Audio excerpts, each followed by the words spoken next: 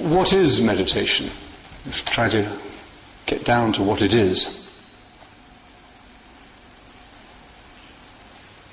It's pure prayer. The early Christian monks called it oratio pura, pure prayer.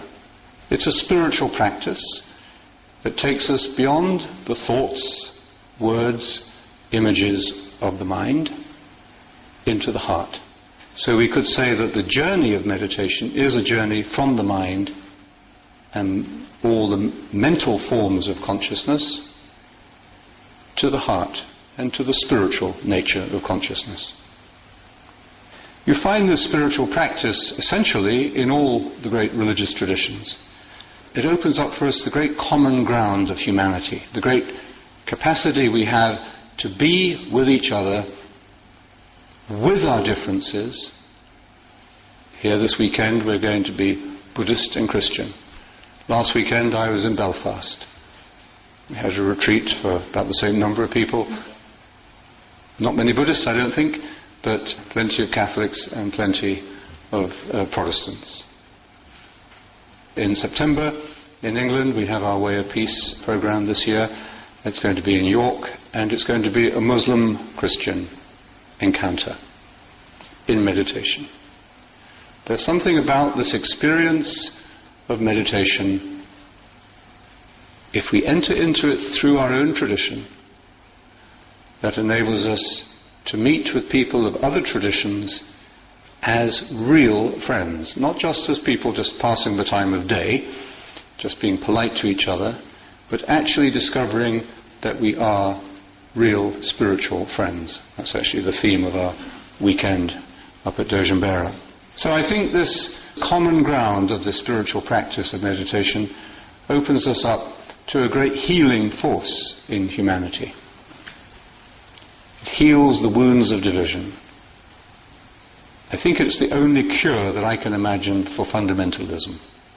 Fundamentalism, and that's a rising force in all religions today. And once that gets hold of the mind, it's very difficult to get rid of it. Contemplation, contemplative consciousness, which is what meditation leads us into, is, I think, the only cure. But another essential question, and this will lead us now into the time of practice, where we will actually do it. How do we do it? How do we make this journey? How do we come to this stillness? I think it's because we practice, at the time of meditation, the three essential elements of contemplation. The first is stillness. A stillness, a complete stillness of body, mind, and spirit. What we're doing when we meditate is learning. We're always learning. There's no expert in meditation. Not in this life. We're all learning. So we're learning to be still. And in that stillness, as John Main said, we open our hearts to the eternal silence of God. And we are swept beyond ourselves by the power of that silence. Beyond the ego, beyond our little narrow consciousness, beyond the fears and the compulsive desires or the anxieties of that little ego, into a much bigger self, into a much bigger panorama of consciousness. In one of the Psalms, you remember, it says, "Be still and know that I am God." That stillness that we enter into in meditation, that stillness that we spoke about at the hub of the wheel, that stillness opens us up to a new knowledge, a new knowing, which is the knowledge of God. But again, let's be practical about this. When we meditate, we try to sit still. So your posture is important. You want to try to sit with your back straight and to sit comfortably. You don't want to be in discomfort because you want to be able to sit still. We'll meditate shortly for about 20 minutes, 25 minutes. And during that time, we should all try to be as physically still as possible. And actually, we learn a lot just from that physical stillness. Because after a few moments, you may get an itch in your right ear, and you want to scratch it. Well, if you do, you can be pretty sure that your left ear will start scratching in a few seconds. So, if you humanly can, without going insane, restrain yourself from scratching your right ear, and in doing so, you will find perhaps that you are taking a significant step in going beyond desire,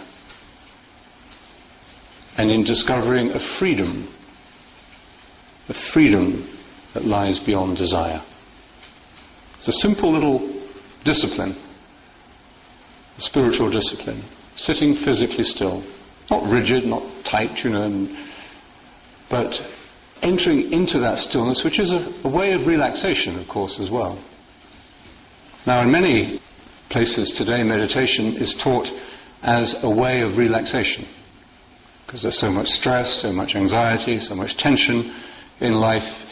People are looking for ways of relaxing without having to take pills. And there's no doubt that meditation does relax you. So if you want to relax, meditation would not be a bad thing to do. But you might have got the impression that the way I'm presenting it this evening, it's from a slightly different perspective. I would say you don't so much meditate in order to relax, but it's more that you relax in order to meditate. So when we begin to meditate shortly, we'll take a few moments to stretch, to let some of the tension out of the body, become physically comfortable, so that we can sit physically still. Your posture, whether you, in the shrine room of Dojin Bearer, they have chairs and they have cushions on the floor. The people who sit on the floor might look like great meditators, sitting there in the perfect lotus position, but it doesn't really matter what you look like. What matters is that you are sitting in the best posture for yourself, comfortably, still, your back straight, so that you can be alert. And remember that your body is a very important part of this experience of the kingdom of God that we're entering into. Especially from the Christian perspective of prayer, which is incarnational, the body is a very important part, which is in other traditions, of course, as well. That field in which the treasure is buried could also be seen as the field of our own bodies. So your body is part of this experience of prayer. First lesson we have to learn in meditation is stillness. Stillness of body. But that leads to the next dimension of stillness, which is the stillness of mind. And within a few seconds of beginning to meditate, if this is your first time this evening, you'll discover that even if you can sit physically still, your mind is not still. Somebody once described the mind as like a tree full of monkeys, and they're jumping from branch to branch, screaming, chattering to each other. I was visiting a friend recently, and he's just installed a satellite TV. There are hundreds of TV channels. Being a rather compulsive person, trying to see how many hundreds I could get through in one sitting. And I thought that's exactly what the mind is like at meditation. You start watching one program, but then you flip. What's the word you like? You surf to the next. And you get a little bit of this conversation, a little bit of that memory, a little bit of that plan, a little bit of that old anxiety. So the mind will throw up not just a few hundred, but a few million channels. Now, it's very important that when you encounter that distractedness, that lack of stillness in your mind, that you don't get discouraged. Be very glad that you see it. Be grateful that you can really face and understand your own distractedness. Because it's the people who don't know they're distracted who are the really dangerous people in the world. Many of them are in positions of high authority as well, I think. So don't be discouraged or disappointed when you realize how unstill the mind is. So this is the crucial moment. What do we do at that point? I said that meditation is a practice. It's very practical. And so there's a simple method of how to respond to that distractedness. It's a method of contemplative prayer that anyone can practice in any walk of life, and indeed at any age. It's a tradition that comes to us from the very early roots of the Church. We find it taught in the teachings of the early Christian monks, who then passed it on through the monastic tradition, and it was from that tradition that John Main began to teach it in recent times. And this simple method is as follows: to take a single word or a short phrase and to repeat this word or phrase, or you could call it a mantra or a sacred word, to repeat this continually over and over in the mind and heart during the time that we set aside for the meditation. So, we sit down, we sit still, sit with your back straight, close your eyes, and then silently, interiorly, in your heart, begin to say your word, your mantra. Now, choosing the word is important because you want to stay with the same word all the way through the meditation. That becomes your focal point. And that is the word to which you continually return as you get distracted by thoughts of the past, or thoughts of the future, or your fantasies and daydreams.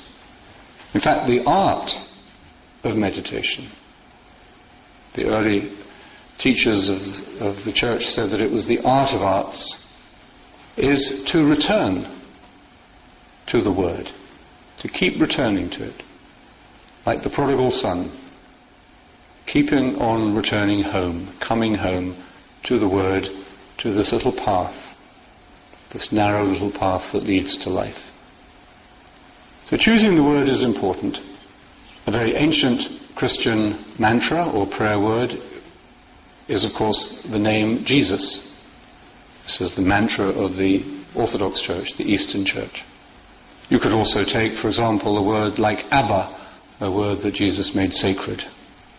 The word I would personally recommend, though, is the word Maranatha. Maranatha is perhaps the oldest Christian prayer. It means, "Come, Lord." It's in Aramaic, the language that Jesus spoke. St. Paul ends the first letter to the Corinthians with it. It's a beautiful Christian mantra for a number of reasons, and it's also helpful that it's not in your own language, because that means it doesn't stimulate your thoughts. Because meditation is not what you think. In meditation, we're not thinking about God, or Jesus, or the parables, or what we're going to do tomorrow, or what we did yesterday.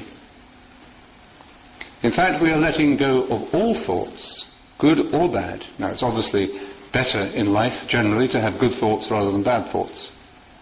But at the time of meditation, we let go of all thoughts, good and bad. And this is the universal wisdom of the contemplative tradition. We move from the mind to the heart, from thoughts to the next element of contemplation, which is silence. And silence is the absence of thought. It's not being asleep. It's not being zonked out. It's not being unconscious. But it is being free of thought. This is why John Main used to say, when we meditate, we're not talking to God, we're not thinking about God, but we are being with God. Think of the deepest human encounters you have had in your life. The moments where you have come closest to touch the core, the heart of another person. Those are moments of being with. You didn't need words. You'd gone beyond words. It's that being with, and it's actually being in love with, that is the essence of meditation. So silence, the second element of contemplation. Meister Eckhart, a great mystic of the 12th century, said that there is nothing so much like God as silence. And the reason for that, I think, is that silence is not just the absence of noise. When we meditate, you try to find a quiet time and a quiet place with a minimum of external noise. But that isn't really what silence is. Silence is attention. When we pay attention to something, we really give our attention, we are being silent. So if there's nothing so much like God as silence, it is because there is nothing that God is more like than pure attention, pure love. When you're paying attention to someone, you're loving them. You're turning the attention off yourself towards that other person. That's love. It may not be romantic love, or it may be, but whatever form of love it is love if your attention is turned towards them. That is why, again, in the Christian mystical tradition, the work of contemplation is the work of love, because it is the work of silence, because the work of silence is the work of attention. Now remember, you're not thinking about God, but you are paying attention to God. That's maybe just playing with words, and that's why it's more important to do it and experience it than to talk about it. The third element of contemplation is simplicity. We have been teaching meditation to children for many years, and there's a Catholic diocese in Australia where we've been working with the bishop and the director of religious education for the last 2 years to bring meditation into the classrooms of all the Catholic schools. And it's been a very successful program. I'm going there in June actually to meet with the schools and the teachers. So people often say, can children meditate? And the answer is yes. But a better answer, I think, is only children can meditate. Only children can meditate. Unless you become like a little child, Jesus said, you cannot enter into the kingdom of God. That experience, that treasure, that pearl, can't get it unless we become simple. That's what we find at the hub of the wheel, remember. The simplicity of God. Now again, let's be practical about it. As you say your mantra, as you say your word, as well as you can from the beginning to the end of the meditation, say it simply. You don't have to achieve anything. You don't have to evaluate your progress. You don't have to say, am I doing it right? You don't have to say, is God pleased with me for what I'm doing? Am I pleased with myself? And you certainly don't have to say, is the person sitting next to me doing it better than I am? So just be simple about it. Now, we're not simple. We're very complex, and we are very self-conscious, and very self-analytical, and maybe very self-judgmental. So you have to be prepared for all of that complexity to come up. And just let it come up. And just let it go. Keep returning to the Word, and the Word will lead you into deeper simplicity. When you begin to meditate, it's helpful to have, I think, a few guidelines to help you get started and just to keep going. And one is that you don't have to evaluate your progress. You know, like everything else in life, we have to measure and evaluate ourselves, and how you're performing, and where are you in your league table. And we started a meditation center recently in Georgetown University, and the students there are kind of delighted to have meditation as part of their life, because it's the one part of their life now that they don't have to be measured and graded in, So that's a great relief, and yet it's a habit of mind we get into, that we are constantly measuring, and how am I doing, and is this worthwhile, am I getting something out of this? So it's a great relief, though, to unlearn that habit of self-evaluation or self-judgment. So you don't have to measure it. You'll see the fruits of it. Most people say the word, the mantra, in rhythm with their breathing. But there's no rule, hard and fast rule about that. Say it simply as it comes naturally to you. But the basic rule is simply to keep returning to it from beginning to the end.